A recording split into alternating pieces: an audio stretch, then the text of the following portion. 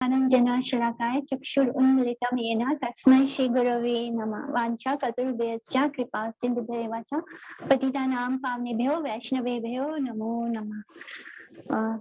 तो last class हम लोग ने जहाँ से स्टॉप किया था वहां से कंटिन्यू करते हैं। उसके पहले एक छोटा सा रिकैप कर लेते हैं।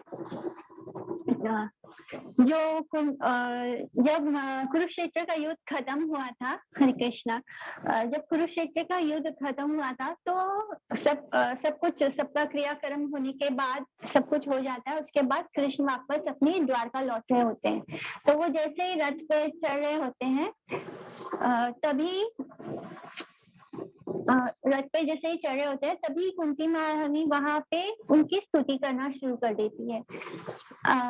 वो उन्हें मतलब वो उनकी स्तुति करना शुरू करती है और फिर उनके बारे में सब कुछ बोलना शुरू करती है और बताती है कि कैसे कहाँ कहाँ उन्होंने उनकी मदद की है और अगर वो नहीं होते तो ये युद्ध भी मतलब पांडव कभी जीत नहीं पाते। जो कुछ भी किया वो सब कुछ कृष्ण ने किया है, ऐसे वो बार बार बताती है और फिर उनकी महिमा बताती है और फिर बताती है कि कैसे चार तरह के लोग जो होते हैं कि जन्म ऐश्वर्य सुता शिविर ईधा मान मधा पुमान, जिन्हें इन चार चीजों का इतना मद होता है कि जिसके कारण वो कभी प्रभु को समर्पण नहीं कर पाते और जिन्हें कभी कृष्ण नहीं मिल सकते क्योंकि उनके मन में भक्ति नहीं जाती, और कैसे अकिंचन भक्त को ही कृष्ण प्राप्त होते हैं। तो इस तरह वो बताती है कि कहाँ का हर कदम पे किस तरह जो भी युद्ध हुआ उसके हर कदम पर सिर्फ कृष्ण ही थे और उनके पूरे जीवन में जितना बचपन से लेकर बड़े होने तक और फिर जितना उन्होंने कष्ट भोगा है, कुंती महारानी ने 8 साल की उम्र से ही इतना कष्ट भोगना शुरू कर दिया। उन्हें ना तो उन्हें पति का सुख मिला, ना उन्हें घर का सुख मिला, ना उन्हें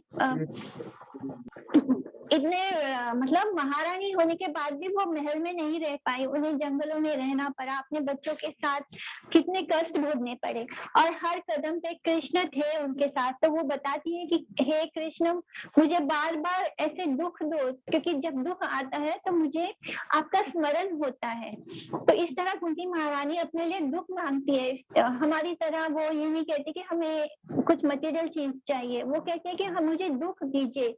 आप दुख होता है, दुख आता है तो आप आते हैं, आपके दर्शन होते हैं, आपके दर्शन होने से हम जीवन मृत्यु के चक्र से मुक्त होते हैं।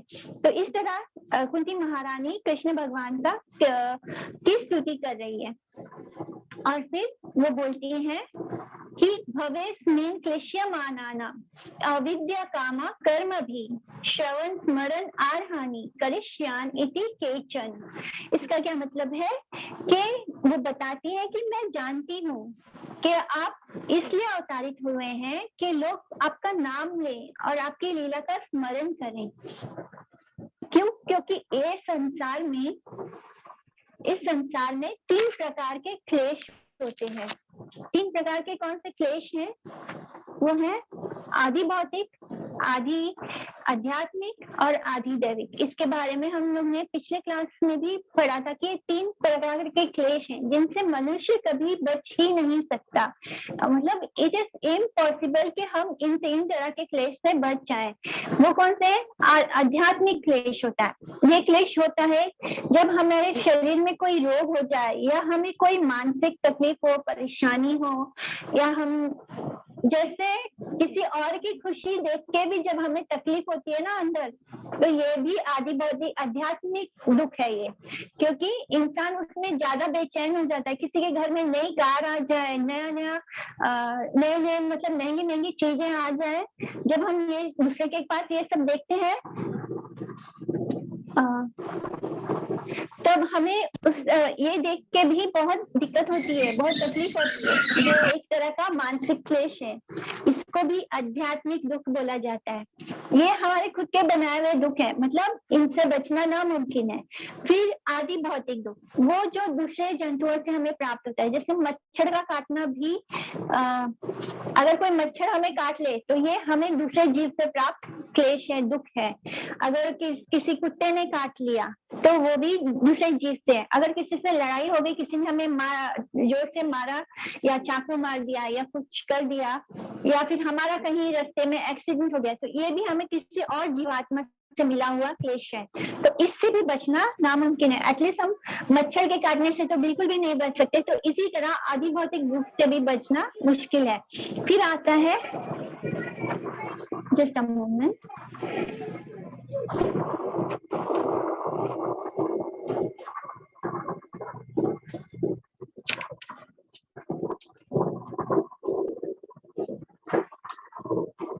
मीना, आपको मैंने को-होस्ट बनाया, आप प्लीज एडमिट करते जाओ सबको।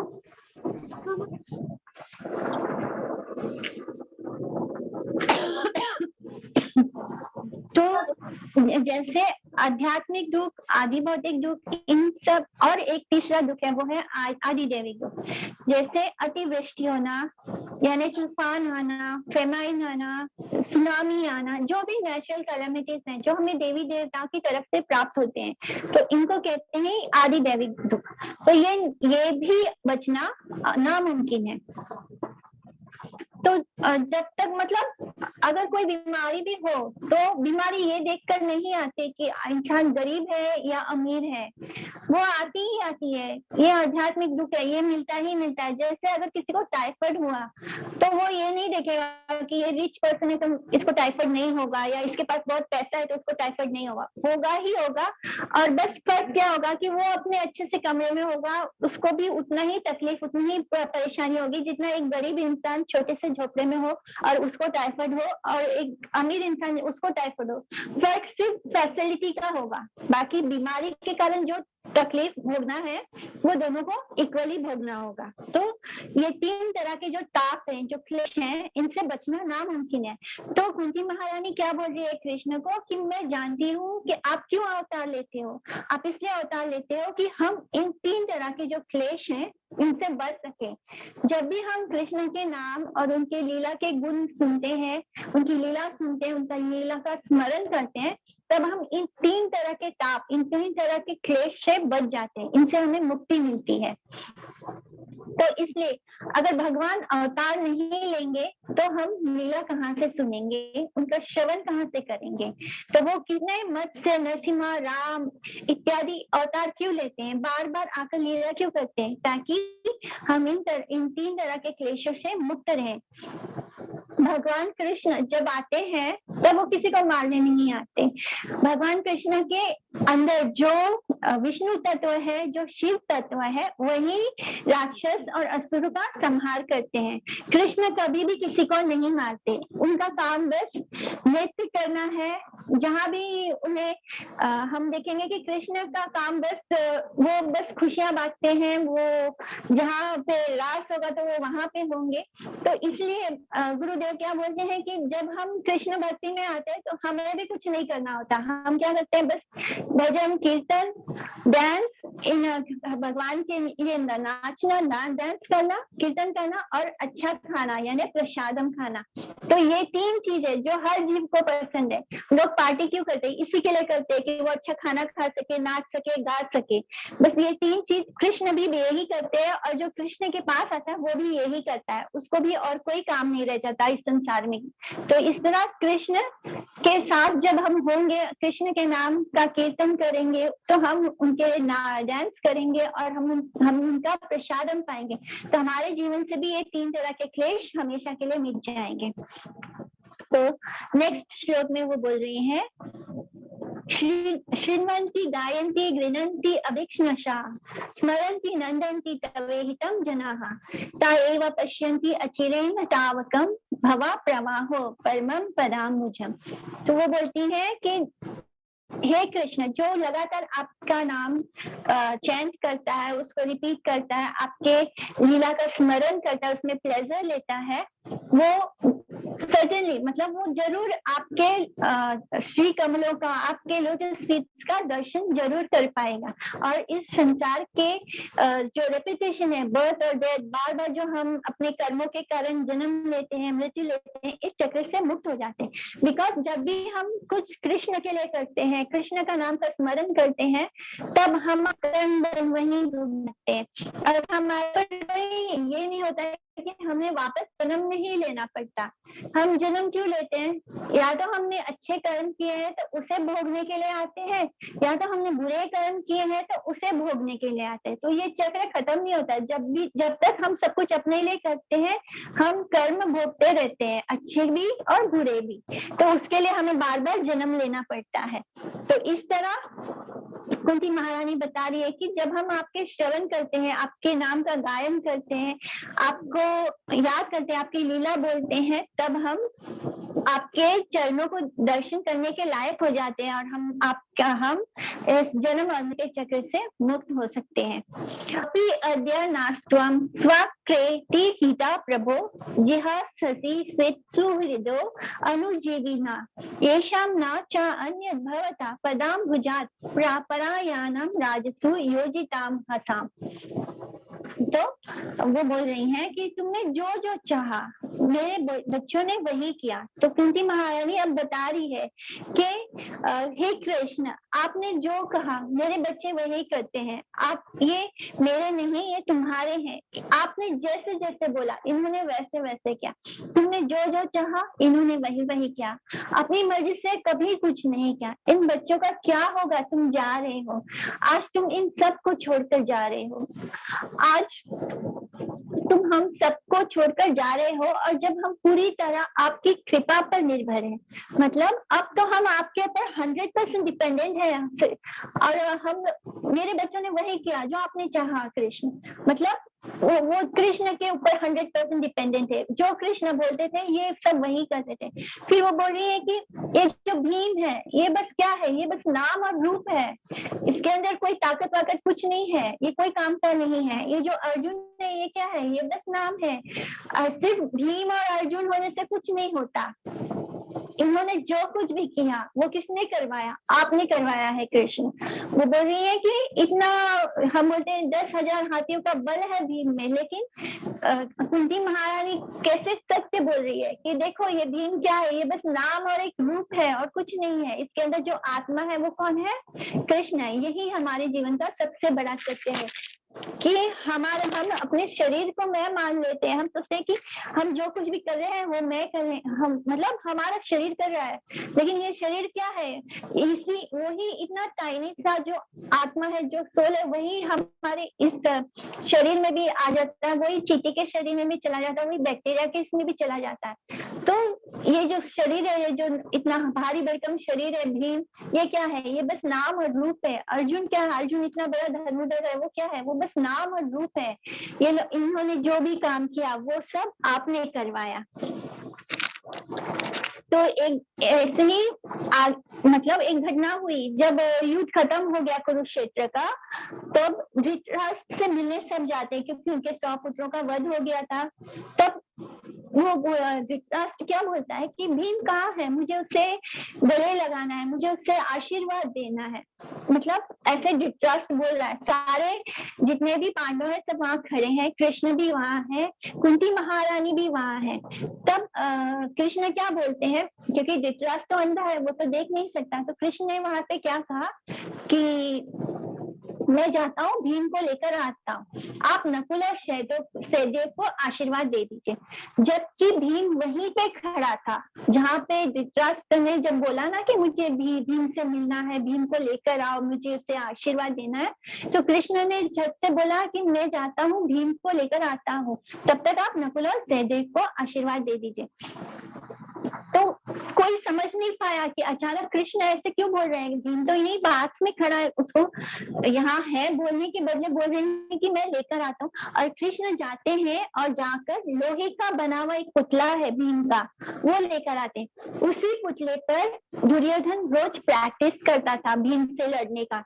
तो वो क्या करते हैं, वही जो दुर्योधन के पास जो भीम का पुतला था वो लाकर धृतराष्ट्र के सामने खड़ा कर देते हैं और बोलते हैं कि ये देखिए आ गया भीम आपके पास।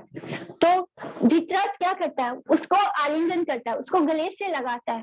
और वो पुतला क्या है, लोहे का एकदम हार्ड पुतला है जिसपे दुर्योधन रोज प्रैक्टिस करता था गदा से। वो इतना स्ट्रॉन्ग पुतला जिसको धृतराष्ट्र ने गले से लगाया, उसको इतने जोर से गले से लगाता है कि वो पुतला एकदम टूट के चूर चूर हो जाता है। मतलब सोचिए कैसे जोर से धृतराष्ट्र ने गले से लगाया। धृतराष्ट्र के अंदर इतना क्रोध था, अपने पुत्र को खोने का इतना क्रोध था कि वो झूठ बोल रहा था कृष्ण को कि मैं उसे आशीर्वाद देना चाहता हूँ। और कृष्ण जो हमारे हृदय में परमात्मा के रूप में है, वो सब जान लेते हैं कि धृतराष्ट्र के मन में क्या था, और इसलिए वो क्या करते हैं कि वो लोहे का पुतला लाकर धृतराष्ट्र के सामने खड़ा कर देते हैं। तो इसलिए कुंती महारानी बता रहे हैं कि ये शरीर एक कुछ काम का नहीं है, आप हो, आप आत्मा के रूप में उस शरीर में है, इसलिए ये शरीर काम कर रहा है। तो इसी तरह कुंती महारानी कृष्ण भगवान की स्तुति कर रही है। को वयम नाम रूपाभ्यम यदुभी सह पांडवा भवतो आदर्शनाम्यहि हरिषि कृष्णम इव स्थितो।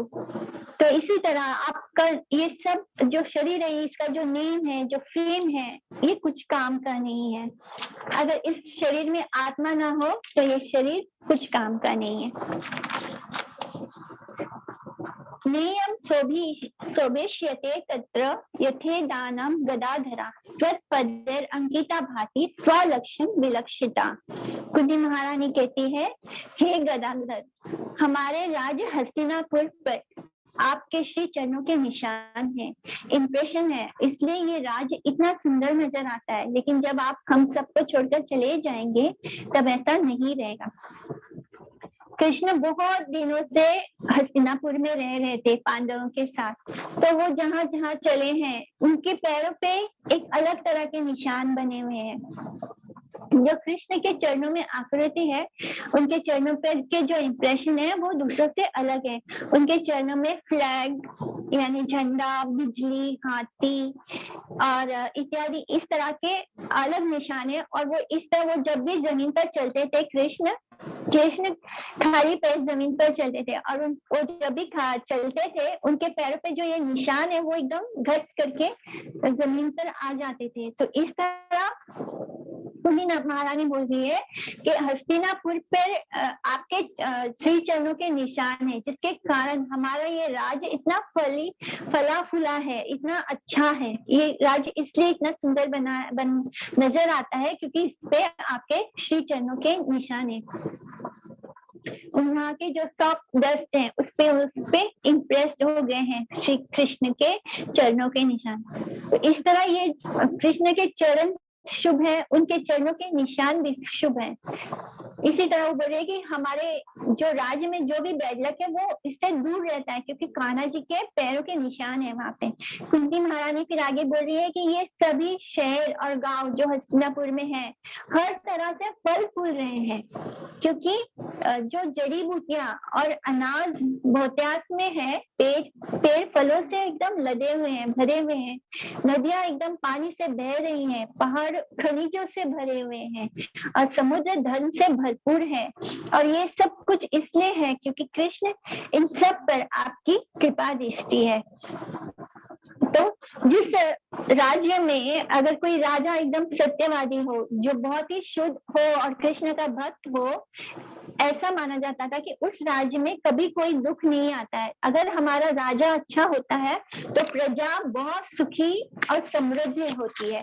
तो जो धर्मराज युधिष्ठिर है और जो 5 पांडव हैं, ये सब कृष्ण के शरणागत हैं, ये कृष्ण के भक्त हैं, और इसलिए उनका जो राज्य है हस्तिनापुर वो एकदम फला फूला है।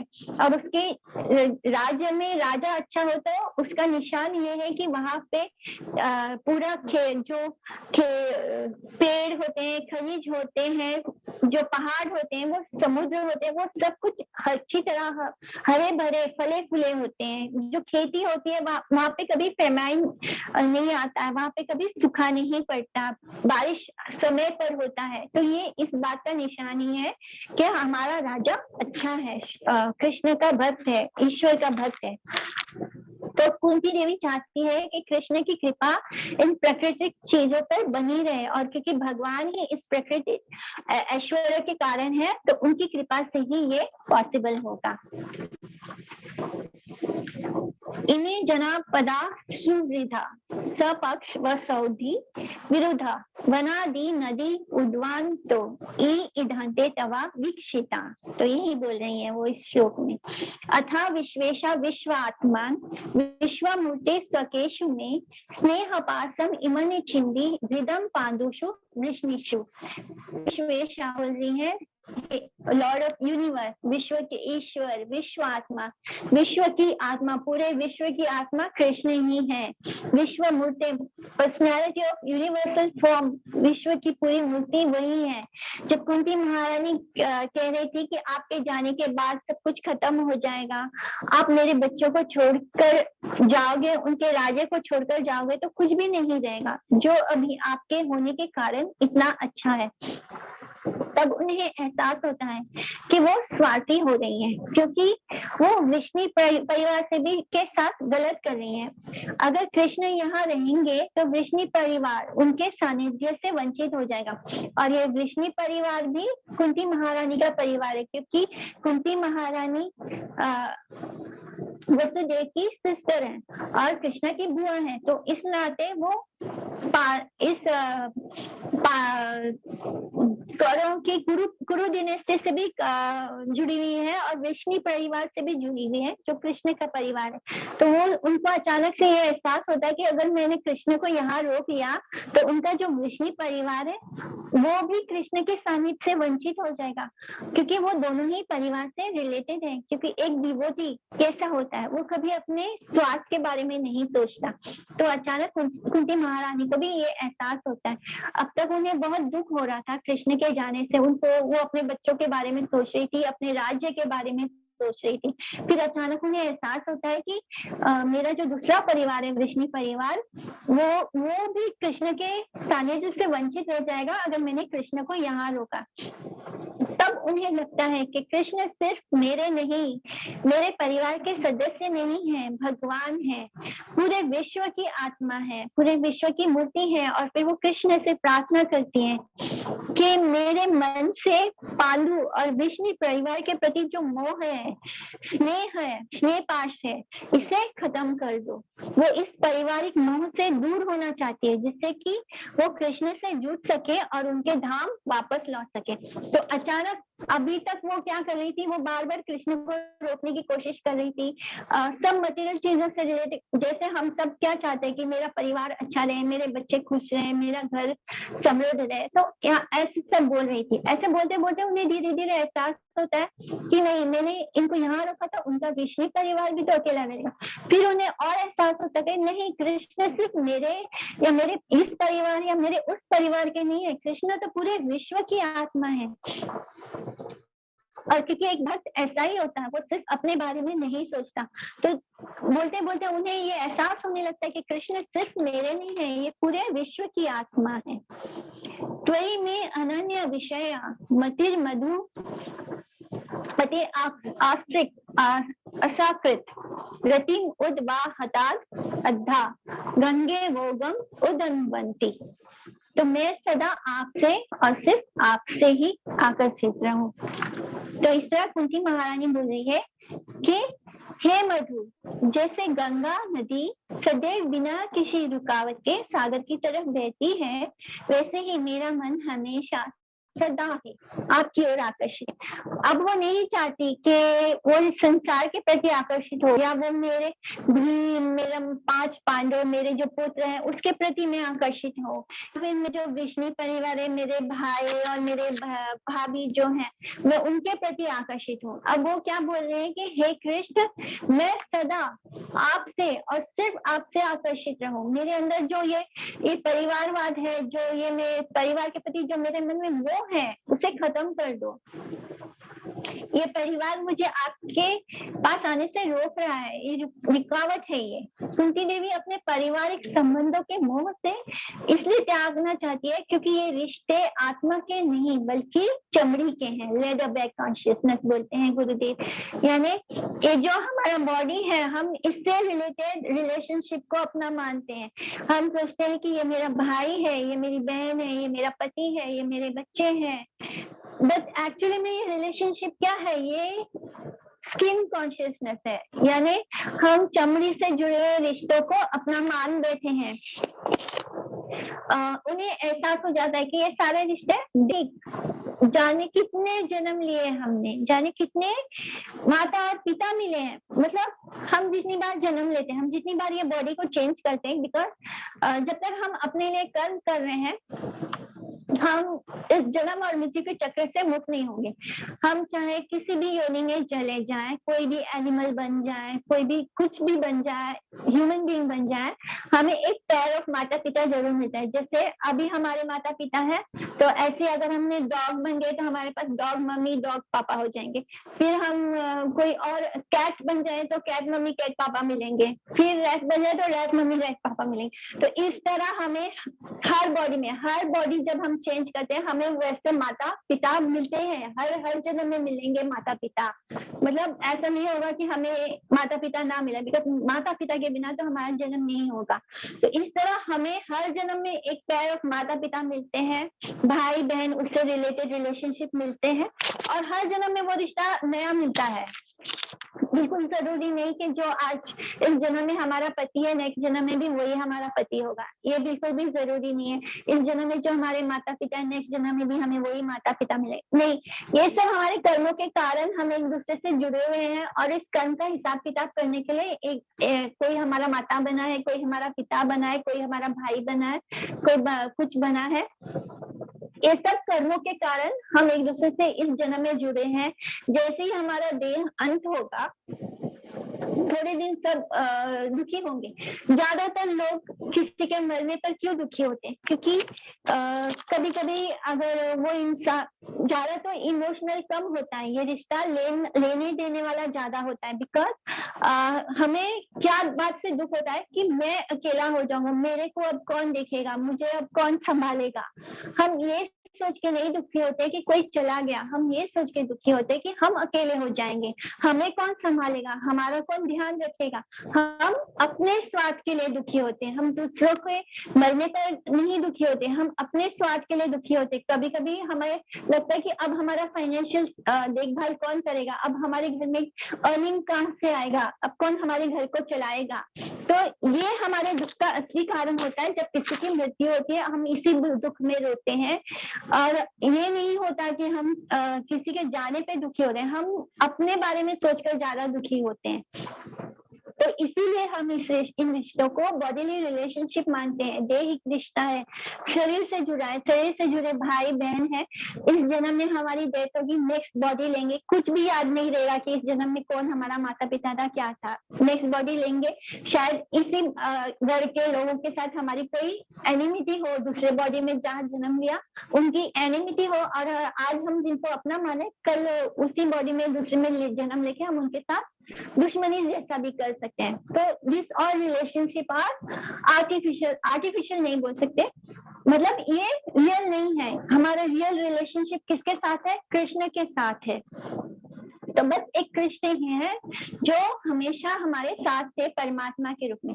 फिर चाहे हमने कितने भी बॉडीज में ट्रांसफॉर्मेशन किया हो, कितने भी बॉडीज में हमने जन्म लिया हो, तो जो कृष्ण है वो हर बार हमारे साथ है। वो साक्षी के रूप में हर जन्म में हमारे साथ है, चाहे हमने किसी भी बॉडी में जन्म लिया हो। तो हमारी चमड़ी के जो रिश्ते से हमें ऊपर उठना है, बाकी सब कुछ आना जाना है। स्वार्थ पर टिका हुआ है हमारा रिश्ता। बस एक कृष्ण ही अपने हैं, यही भक्ति है। कृष्ण प्रेम ही रोशनी, इसमें सच को देखना है कि हमारे जीवन का किस सार्थकता है। यानी कृष्ण प्रेम की भक्ति में जब की जो रोशनी है, जो कृष्ण प्रेम है, वो हमारे जीवन से अंधकार को दूर करता है। तो उसकी रोशनी में जब हम सच को देखते हैं, तब वही हमारे जीवन से हमारे अंधकार को दूर करता है। हमारे जीवन में का अंधकार क्या है कि हम ये शरीर है और इस शरीर से जुड़े रिश्तों को हम अपना मानते हैं। हम LIC पॉलिसी लेते हैं, हम किसके लिए लेते हैं? हमारे तो कोई LIC पॉलिसी से हमारा कोई फायदा नहीं होने वाला है। सब कुछ मरने के बाद किसको, दूसरों को मिलेगा। और फिर वो थोड़े दिन में लोग शोक करते हैं, उसके बाद वो हमें भूल भी जाते हैं मरने के बाद। श्री कृष्ण कृष्ण सखा विष्णु ऋषभ भावनी जुगा राजन्य वंशा दहना नव वर्ग वीर्य गोविंद गो विजा सुरार्ति हरावतारा योगेश्वरा खिला गुरु भगवान नमस्ते। तो अब ये लास्ट श्लोक है कुंती महारानी की स्तुति का। श्री कृष्ण, ओ कृष्ण, कृष्ण सखा अर्जुन, विष्णु, वो कितने नामों से कृष्ण को संबोधित कर रही है। ऋषभ, ध्रुक राजन्य वंश, Govind protector of cow, Yogeshwara mystic power के मास्टर, गुरु भगवान। तो ये जो गो माता है, जो ब्राह्मण है और जो उनके भक्त हैं, उनको बहुत प्रिय है कृष्ण, क्योंकि ये तीनों बहुत ही इम्पोर्टेंट फैक्टर है हमारे जनरल वेलफेयर के लिए, लिविंग बींग्स के लिए। जो ब्राह्मण होता है, जो गौ माता है और जो कृष्ण भक्त है, ये कृष्ण को बहुत प्रिय होते हैं और यही हमारे जीवन के लिए सबसे ज्यादा जरूरी है। गौ माता है तो गौ माता का तो मतलब इतना, उनके जितने भी प्रोडक्ट्स हैं, दूध दही और फिर यहाँ तक कि गोबर, उनका गौमूत्र, सब कुछ बहुत ही शुद्ध माना जाता है। तो इसलिए कृष्ण को वो इतने नाम से स्तुति करती हैं और फिर अपनी स्तुति को समाप्त करती हैं। तो इस तरह जो हमारा ये दुर्लभ मनुष्य शरीर है, इसको हमें वो समझाती है कुंती महारानी के हमारा सबसे ऊपर जो असली रिश्ता है वो कृष्ण के साथ है। अगर कृष्ण हमारे साथ है तो हम सब कुछ हमारे लिए पॉसिबल है। कृष्ण हमारे सारे विपदा को हर लेते हैं। हमें हमारे जीवन में आने वाले प्रॉब्लम्स के समय ये नहीं सोचना चाहिए कि भगवान हमारे साथ कुछ गलत कर रहे हैं, बिकॉज वो प्रॉब्लम्स हमारे ऊपर इसलिए आते हैं क्योंकि हम उनसे दूर हो गए हैं, हम उनको भूल चुके हैं। तो ये भगवान का एक लेटर समझ लो कि भगवान बोल रहे हैं कि तुम मुझे भूल गए हो, इसलिए हमें याद दिलाने के लिए वो प्रॉब्लम्स आते हैं कि हम कृष्ण को भूल गए और कृष्ण को पा सके। तो इस तरह कुंती महारानी की बहुत सुंदर स्तुति है। और जो मेरे गुरुदेव जो हैं वो क्या बोलते हैं कि अगर हमें कभी कभी एटलीस्ट हफ्ते में एक बार ये पूरी स्तुति जो श्लोक है इसका पाठ जरूर करना चाहिए, बिकॉज कृष्ण को अपने भक्त बहुत प्रिय होते हैं। और जब हम उनके बहुत प्रिय भक्त का कोई स्तुति गान उनके सामने करते हैं तो हमें हम पर कृष्ण भगवान की बहुत कृपा मिलती है। तो ये स्तुति तो हम अभी यहाँ पे एंड हो गई, बिकॉज हमने लास्ट वीक 1.5 घंटे की क्लास ली थी। तो आज हमारी क्लास अभी यहाँ पे एंड होती है। आप लोग के कोई क्वेश्चन होंगे तो पूछ लीजिएगा। दीदी हरे कृष्ण। हाँ, मेरे 2 क्वेश्चन है। ठीक, एक क्वेश्चन पहला ये है कि जैसे कि आपने बताया था कि कर्ण के पास जब कुंती महारानी जाती हैं और वो बोलती है कि तुम मेरे पुत्र हो और अब तुम लड़ना नहीं, तो ये बात मुझे भी बहुत बुरी लगी थी कि कुंती महारानी को प्रैक्टिकली सोचा जाए तो उन्होंने उन्हें कभी पूछा नहीं, लेकिन लास्ट मोमेंट में जब उन्होंने सिर्फ पांचों पांडव की जान बचानी थी, जब वो मुझे जान भी गई है कि वो उन्हीं का ही बच्चा है, लेकिन उनको ये प्यार नहीं आया कि पांचों पांडव तो बच रहे हैं, एक और मेरा बच्चा बच जाए। तो ऐसा क्यों नहीं हुआ उस समय? नहीं, वो कर्ण तो उनके पास वापस लौटने से अचानक से कोई आके बोलेगा मैं तुम्हारी माँ हूँ, तो उसको तो बुरा लगेगा ना कर्ण को कि इतना बार मेरा इतना अपमान हुआ, तब माँ कहाँ थी। तो उसके मन में भी उसने तो सोच लिया था कि मुझे तो अर्जुन को मारना ही है, और कर्ण में पूरी क्षमता थी अर्जुन को मारने की। अगर कृष्ण नहीं होते तो अर्जुन तो भीष्म पितामह ही अर्जुन को मार चुके होते। ये तो कृष्ण थे, इसलिए जो कुरुक्षेत्र का युद्ध हुआ वो पांडवों के फेवर में हुआ। अगर कृष्ण नहीं होते, पूरा युद्ध देखो, कृष्ण ने हर जगह कुछ ना कुछ ऐसा किया जो हमें देखेंगे तो हम यही सोचेंगे कृष्ण तो ये फेयर लड़ाई नहीं लड़ रहे हैं, ये तो कृष्ण पूरी तरह से मतलब पांडव के फेवर में करने के लिए युद्ध को कुछ ना कुछ तो ट्रिक कर रहे हैं, कुछ ना कुछ तो गलत कर रहे हैं। कृष्ण गलत कर रहे हैं ऐसे, मतलब अगर कोई इंसान ऐसा करे तो हम उसको तुरंत बोलेंगे ये फेयर गेम नहीं है, ये फेयर गेम नहीं है, ये तो गलत कर रहे हैं। बट यही पे ट्रिक है कि कृष्ण जो कर रहे हैं वही धर्म है, बाकी सब अधर्म है। मैं समझ रही हूँ, लेकिन अगर जैसे कर्ण है, अगर वो पांडव का ही भाई था तो वो भी तो पांडव ही हुआ ना। लेकिन कुंती महाराज इतनी शुद्ध भक्त है, तो फिर उनके मन में हृदय में जागरूकता नहीं आई कि अरे मेरा बच्चा है, वो भी तो मर ही जाएगा ना इसमें। नहीं, कुंती महारानी को ये नहीं लगा था कि कर्ण मरेगा, क्योंकि उनको मन में ये था कि कर्ण में इतनी क्षमता है कि वो किसी ना किसी पांडव को मार सकता है, क्योंकि इसको नहीं पता कि ये पांचों पांडव उसके भाई हैं। तो ये सोचकर वो गई थी, वो ये सोच के थोड़ी गई थी कि कर्ण मरेगा, उसको नहीं पता था। और फिर युद्ध में कोई ना कोई तो उसने खुद बोल दिया करने कि आपके 5 बेटे तो जीवित रहेंगे, चाहे मैं रहूं चाहे अर्जुन रहे, हम दोनों में से कोई एक तो मरेगा। ऐसे लास्ट में कर्ण गोलोक गए, कर्ण गोलोक जाएंगे नहीं हाँ, सब मुक्त हुए उस कुरुक्षेत्र के युद्ध में जिसने भी अपने प्राण त्यागे उसे मुक्ति प्राप्त हुई है। मतलब ये ब्यूटी है कृष्ण के होने का, सबसे बड़ा ब्यूटी यही है कि अगर कोई गलत इंसान भी उनके हाथ से मरता है या उनके सामने मरा है तो वो मुक्त हुआ है। वहाँ कुरुक्षेत्र में किसी के साथ कुछ गलत नहीं हुआ, पूरा कुरुक्षेत्र में बहुत लोग मारे गए, बहुत युद्ध भूमि में बहुत लोगों ने अपने प्राण त्याग दिए और वो सब मुक्ति को प्राप्त हुए हैं। इसलिए कुरुक्षेत्र को क्या बोलते हैं? धर्म क्षेत्र, कुरुक्षेत्र धर्म क्षेत्र है। और किसी को कुछ डाउट है क्या? छोटी से थे, थोड़ा सा श्लोक बचा था तो वो मैंने कंप्लीट कर दिया। हरे कृष्णा, आप लोग जो भी पूछना है पूछ लीजिए, हम काफी टाइम है हमारे पास। Okay, then we end the class. Hare Krishna. वाञ्छाकल्पतरुभ्यश्च कृपासिन्धुभ्येव च पतितानां पावनेभ्यो वैष्णवेभ्यो नमो नमः। हरे कृष्ण। हरे कृष्ण दीदी, हरे कृष्ण। हरे कृष्णा। धन्यवाद, प्रणाम हरे कृष्ण दीदी, धन्यवाद प्रणाम। धन्यवाद प्रणाम, सभी को धन्यवाद प्रणाम।